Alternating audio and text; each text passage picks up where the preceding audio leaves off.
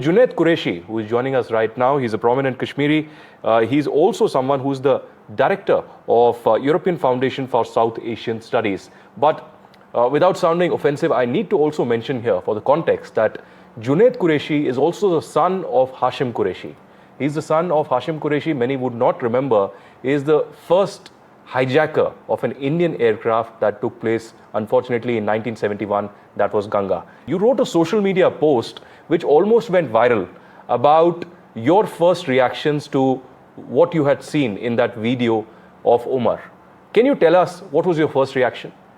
I've never claimed that legacy, and I've always rejected his act of terrorism since I gained independent thinking. But just let us come to the post then.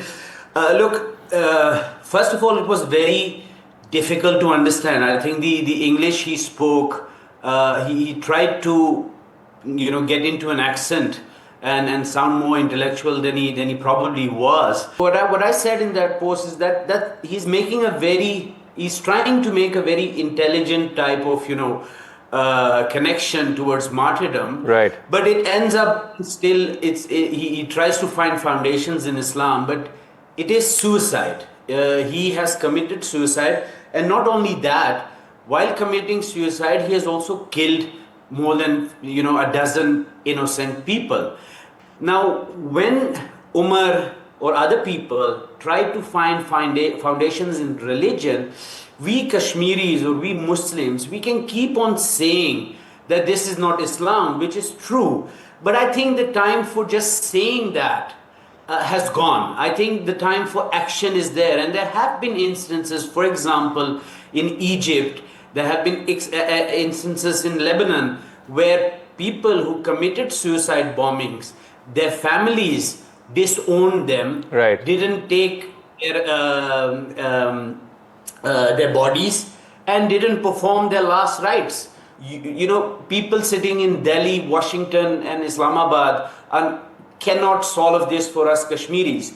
Again, this needs to come from us, from within us. We really, as a society, as Kashmiris, need to think about two things. One, doctors of ours who have a job. These are not stone pelters who were just released. These are doctors who have passed exams, who have lives of people in their hands, and they have jobs. So pretty well settled people are justifying suicide bombings and killings of innocent people in our religion. So we are basically sandwiched between two things.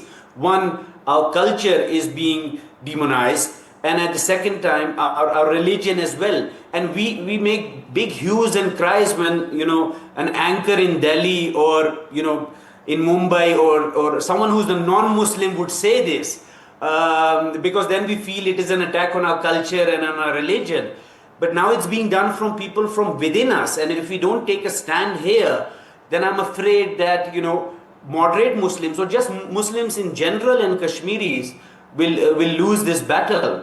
Because at some point of time, the world will stop believing us.